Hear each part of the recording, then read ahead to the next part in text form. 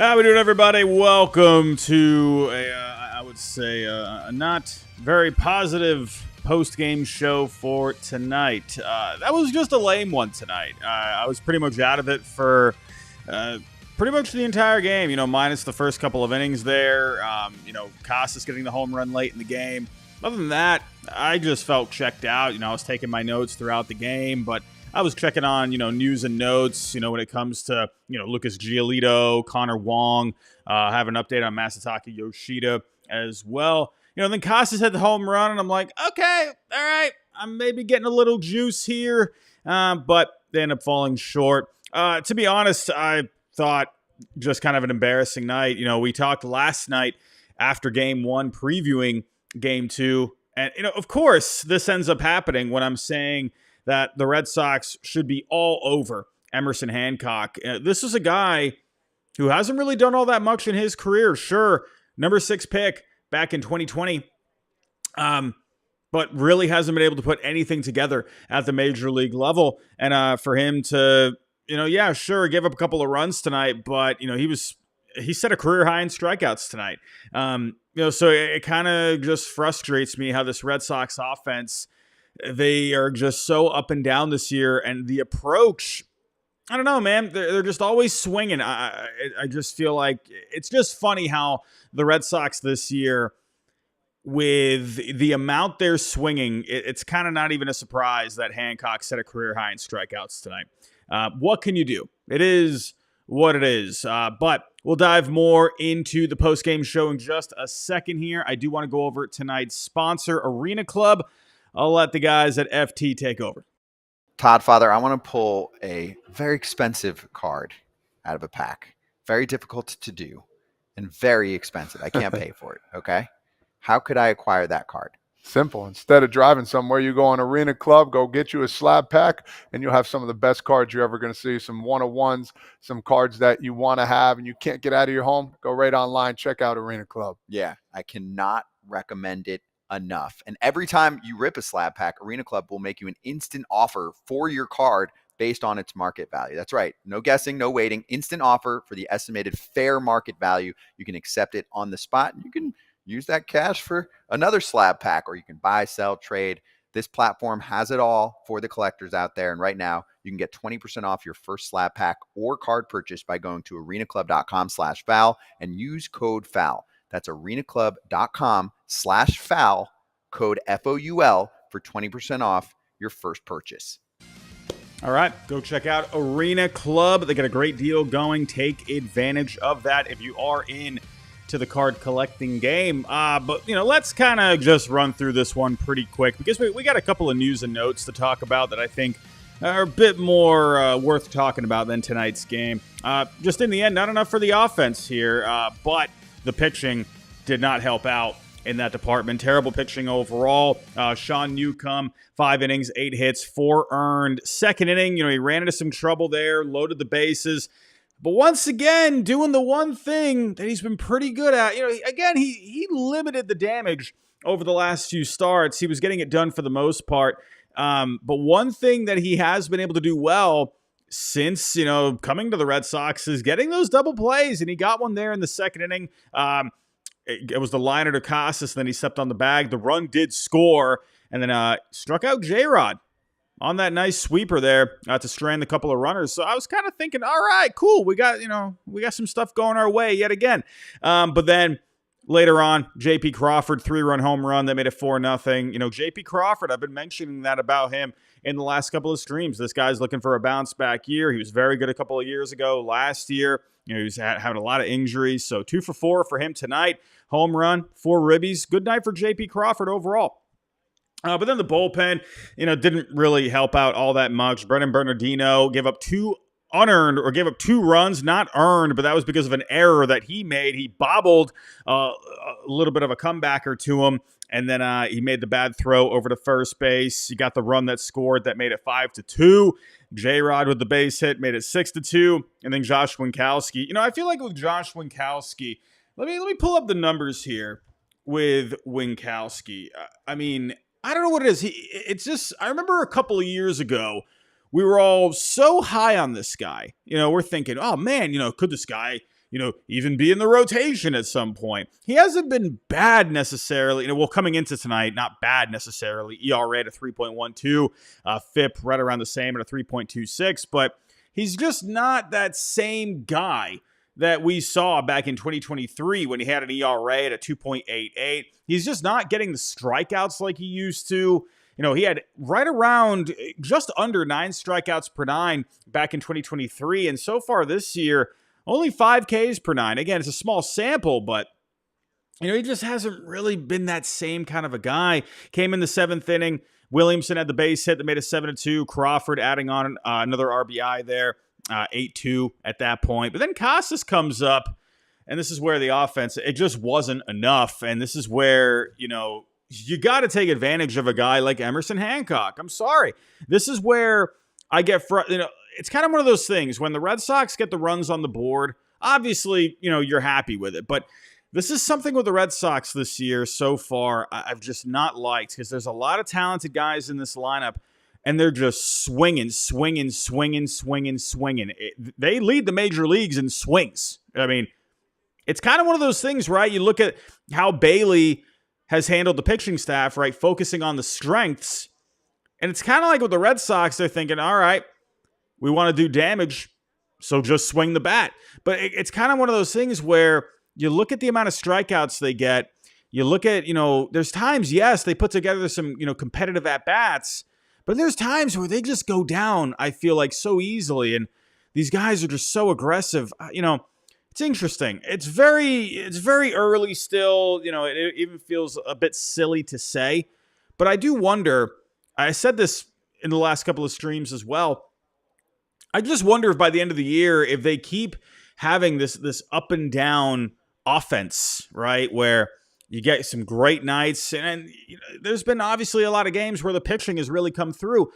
I do just wonder if they continue to have this up and down offense and they're not being competitive enough against a guy like Emerson Hancock. Again, no disrespect, but that's a guy you should be jumping all over, man, based off of what he's done so far. I just wonder if they go with a different approach next year. Do they go with a different hitting coach? Do they kind of switch some things up with the offense, Anyway, way too early to be, really talking about that, but maybe I'm just frustrated. Maybe it's just one of those nights. But getting back to Emerson Hancock, right? 17 career starts coming into tonight, ERA over a 5 in his career. 2 games with at least 5 strikeouts out of those 17 starts. His career high before tonight was 6 strikeouts. Set a career high tonight with 7. That's not like, 15 strikeout performance, but I'm just pointing out the fact that, the Red Sox, of course, they're the team that, ends up helping out Hancock in that department, right? Helping him set a career high. So it's just a little frustrating. But, sure, Casas, that is a bit of a bright side here with Tristan Casas. Hey, starting to put some juice into the bat a little bit. I was talking about this last night. Are we seeing signs of Casas, right? Hitting the home run. You kind of feel like, he's been putting some barrels on the ball this year. He's had a decent hard hit percentage. The long shangle sweet spot was looking all right. You're kind of just waiting for something to happen. And are we seeing it with Casas here? Back-to-back nights with a home run now. Maybe he could be waking up. We'll see. But at the very least, he's at least building some confidence here. You got to think, back-to-back nights with a home run, he's probably got to be feeling pretty good about himself. So, in the end, they made it 8-5, but they come up short. When you got Andres Munoz going for the Mariners, that's as shut down as it can get. He's showing why tonight, why he's one of the top closers in the game. Ref Snyder, Seti, Duran going down 1-2-3. But let's kind of get to just some other talking points here. I saw a lot of people asking, why wasn't Hunter Dobbins starting tonight?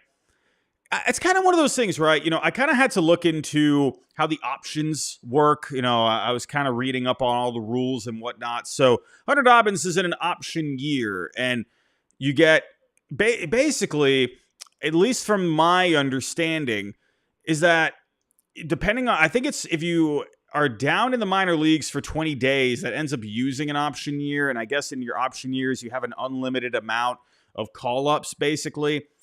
and he was going to be on normal rest. So, people, I think it was fair to ask, why wasn't he going tonight?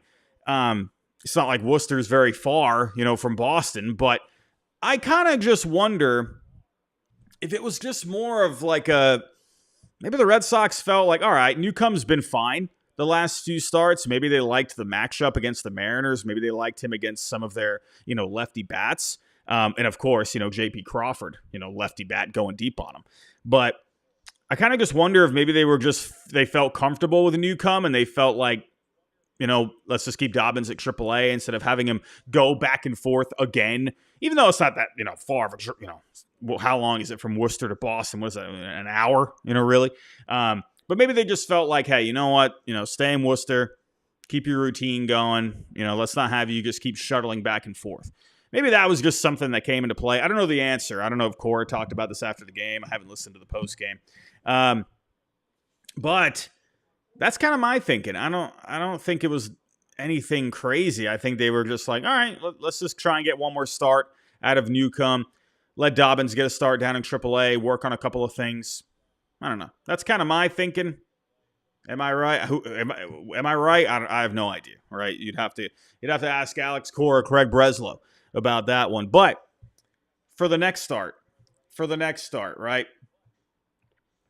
Who's it going to be? Is Sean Newcomb going to have another start as a Boston Red Sox? I'm thinking probably not. I'm thinking that is going to be his last start. Unless like an injury happens or whatever. My guess is that this is going to be it for Sean Newcomb. And I think the big reason for that, obviously, when you look at the stat line for him tonight, I mean, it's obviously not a great night for him. He did strike out 6 guys here tonight. But, for a 5th starter, it's like, all right. But I'm looking at Lucas Giolito, and it looks like he's getting a lot closer here to coming back. So taking a look, Alex Cora did talk about Lucas Giolito, saying that he's expected to make his final rehab start this Friday with the Woo Sox. Bearing any setbacks, it appears, I'm reading the wrong thing.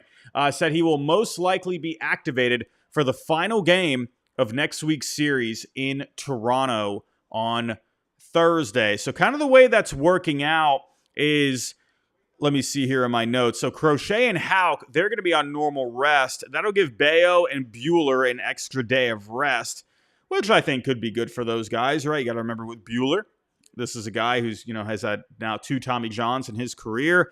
Brian Bayo just coming back last night, from working his way back. So maybe another day of rest could be good for him. But if Giolito is slated for his start in AAA on Friday, that'll end up giving him 6 days of rest before a start on May 1st, right? It kind of just ends up working out that way. And for Giolito, I don't think it would hurt for him to, get one more day. I know he's talked about having just the normal days of rest, but hey, you got to remember him. He's obviously coming back from his own arm issues, had the hamstring thing, so maybe an extra day could be good for him. But at this point, with Sean Newcomb, I'll give a lot of credit to Newcomb here. This is a guy he has definitely been battling here over the last few years. And for him to get an opportunity the way he did, with the Red Sox in his first month, I think he really helped himself out. He did show a lot of good things. I definitely could see if he gets DFA'd, I could definitely see a team out there, taking a chance on him. Thinking, maybe this is a guy that, they can bring in for long relief, for the bullpen, a depth guy, whatever it may be. I could also see, him if he gets DFA'd, if, no one claims him and there's no trade or whatever it is.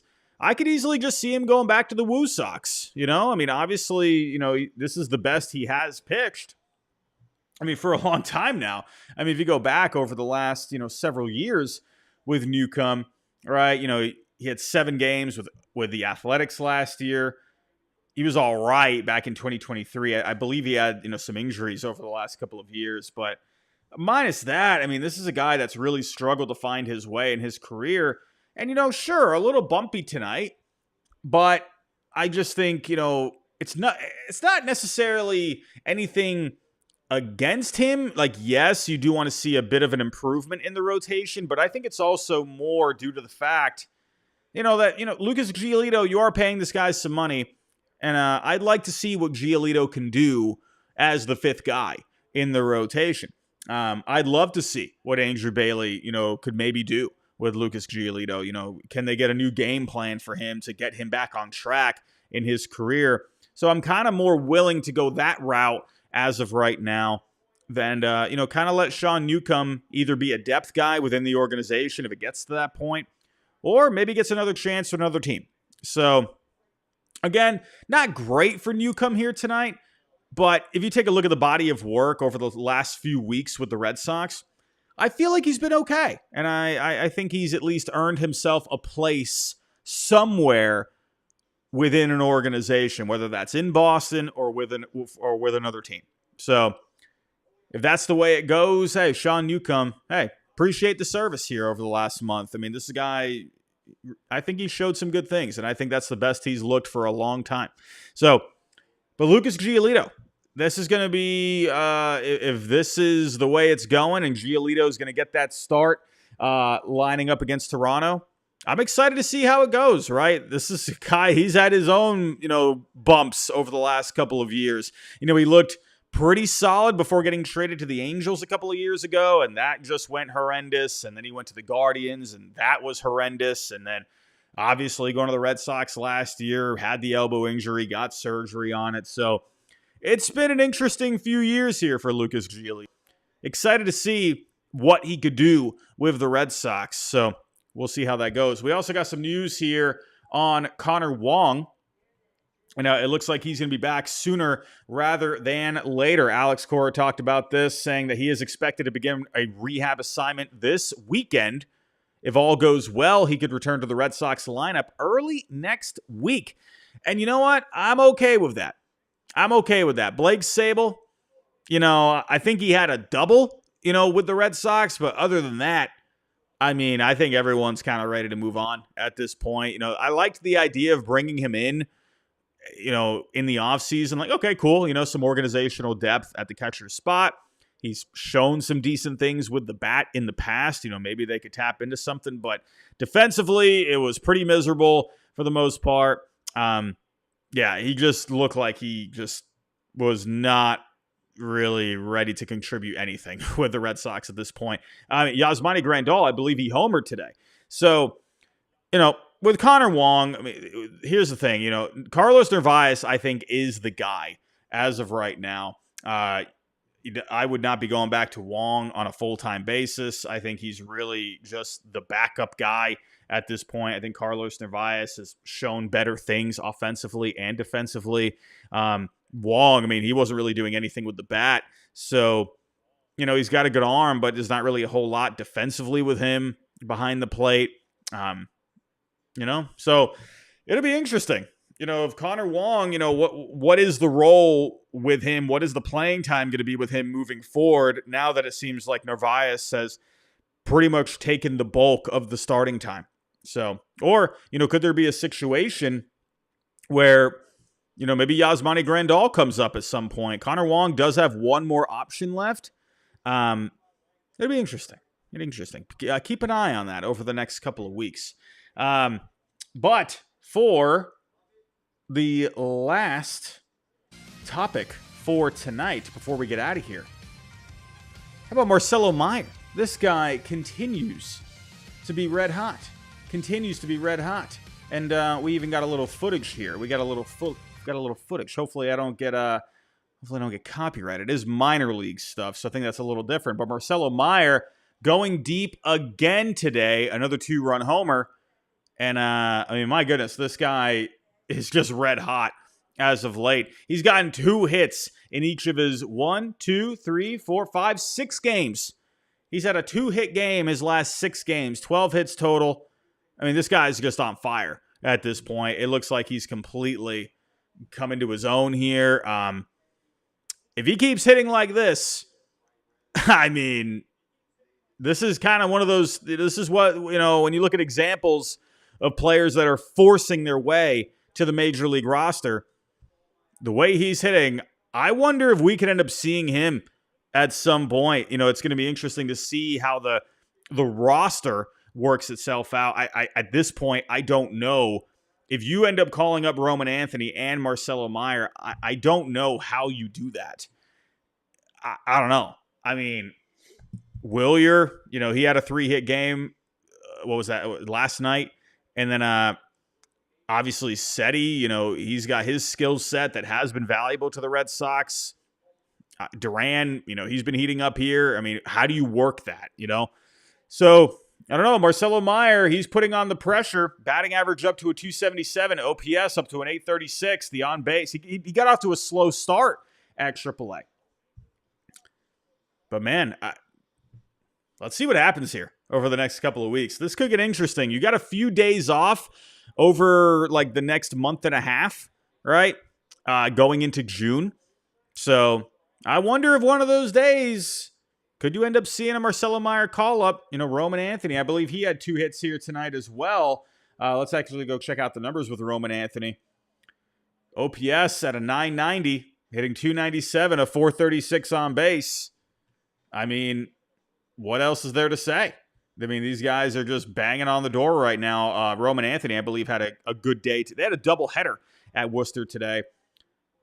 I mean, this guy just keeps on hitting, right? He had 3 hits yesterday. He collected 3 hits over the doubleheader today. Man, oh man. Getting pretty excited. But let me see what you guys are saying here in the chat. What do we got here? Marco Scudero's Hero. Well, at least this was probably one of the last Newcomb starts we have to see. Yeah, I'm thinking that's going to be it for Newcomb. I could see him staying with the organization, though, unless another team out there, sees something with him. SoundFX09. SoundFX, you're in a Red Sox stream. How you doing? We've got a Braves fan on the Red Sox stream. Honestly, Robbie, what I hate the most is just seeing former Brave Sean Newcomb just be so bad. Been rooting for him during his time in Atlanta, but it didn't work out. Want to see him succeed. I'll say, I mentioned this a little earlier. This is the best he's looked. Yeah, a bit of a bumpy night, but at this point in his career, he's really a long man or a 5th guy in a rotation. Probably more of a long man, right? More of a depth kind of a guy. So I think he really helped himself out over the last month. He had 6 strikeouts tonight. I know it's the Mariners. They strike out a lot too. But Mason R., you're thinking he's not a major league pitcher. He's going to go back to AAA. I think I'd be curious to see how he does in a long relief role, out of the bullpen, like a multi-inning kind of a guy. We'll see. Moose 1534. We win the series tomorrow, and that's actually good timing here because we got a little we got a little Garrett Crochet starting tomorrow. This is a good pitching matchup. We did talk about this coming into the series, and man, oh man, pretty excited about this matchup. Brian Wu, this guy's electric. But Garrett Crochet has been just as electric so far this year, coming off 2 great starts against the White Sox. Last start, they adjusted a little bit more to him, but this guy's been looking great. An ERA at a 1.13 so far, 35 Ks. Definitely leaning towards Garrett Crochet tomorrow, but Brian Wu, honestly, is this the way the series is going to go? You figured out Bryce Miller in game 1. You let Emerson Hancock, for crying out loud, get the best of you in game 2. Do they figure out Brian Wu here? That'd be kind of a funny series. I feel like I've seen that a million times in the past where the Red Sox just let these pitchers that they should just take to town, they let them get the best of them. I think they step up tomorrow, and I'm hoping for a big win. But here's the thing. When it comes to Garrett Crochet and Brian Wu with the experience against them, there's not a whole lot against Brian Wu. Alex Bregman, remember, used to be in the American League West, had some experience against him, 6 ABs, didn't really do a whole lot against him. There has been some experience here against Garrett Crochet. Garver, he's hitless against him over 6 ABs. Dylan Moore is hitless against him in 6 ABs, but Jorge Polanco, he's had 5 ABs against him, hitting .400 in his career. Cal Riley has a home run against Garrett Crochet. Randy Rosarena, he has a home run against Garrett Crochet. So this is not an automatic win. A couple of these guys have seen him. So let's see. Let's see if Crochet can get it done, and let's see if the Red Sox offense can wake up here against Brian Wu. Let's read a couple more comments here before we get out of here for the night. TD, Robbie, are you a Padres believer, or is this a fluke? Now, I thought the Padres were going to have a good year. I just wonder, are they going to have enough depth to get through the whole year? I mean, they're off to a good start now. They got talent. I just wonder if injuries start popping up, what's going to happen with that team. I'm not sure, but hey, they're off to a great start here. What do we got? Graham, also, this entire bullpen, not named Hendricks, Slayton, Whitlock, and Chapman, are just pathetic. It's pretty interesting, right? You feel like it's like every other day, like you got Chapman and Slayton one day, and they do great. And then you go to guys like Hendricks, Winkowski the next, and it's like, what's going on with this bullpen? My goodness. Mason R., I see us trading for a few arms, maybe a starting pitcher on an expiring contract. It's going to be interesting because right now you're kind of thinking like, all right, Richard Fitz is probably going to be good to go here soon. Does he go back down to AAA? I would love to see Richard Fitz back with the Major League team. But, I mean, if you got Crochet, Buehler, Bayo, Giolito coming back here, Tanner Houck. I mean, I know you're going to have off days and, things are going to, they kind of work themselves out logistically that way. But, when do we see Richard Fitz when he gets done with his rehab assignment? I don't know, And then Cutter Crawford, he'll be back here eventually. So I just wonder if they do trade for a starter. I'm going to be honest. I think after trading guys like Kyle Teal, Chase Mydroth, Braden Montgomery, I wonder if they shell out another big package for a guy like Alcantara. I don't think so. But if it comes down to it, if they're going to need to trade for a starter, I think that is going to be the route. They go for like a rental guy that shouldn't cost all that much in prospects. I don't know, Dylan Cease, if he becomes available, depending on how the Padres are doing, and right now they're looking good. If for some reason he becomes available, I don't know. What would you have to give up for him? So I think if they do go after someone, it'll probably be someone a bit more low-key.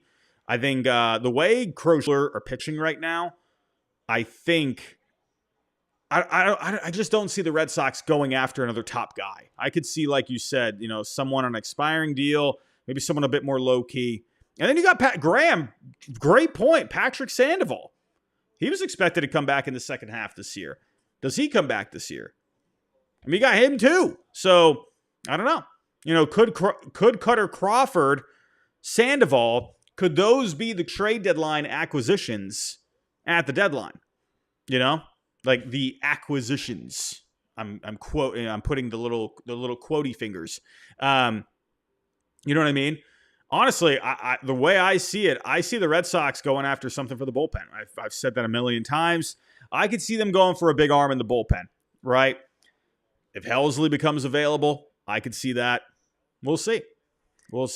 But everybody, I'm going to wrap it up there. Honestly, I didn't think I was going to go that long after this game. When we ended up going, how long did we go here? About 30 minutes? Well, we went about 30 minutes. I was thinking this was going to be 15, 20 minutes tops. But hey, we somehow got about 30 minutes out of it.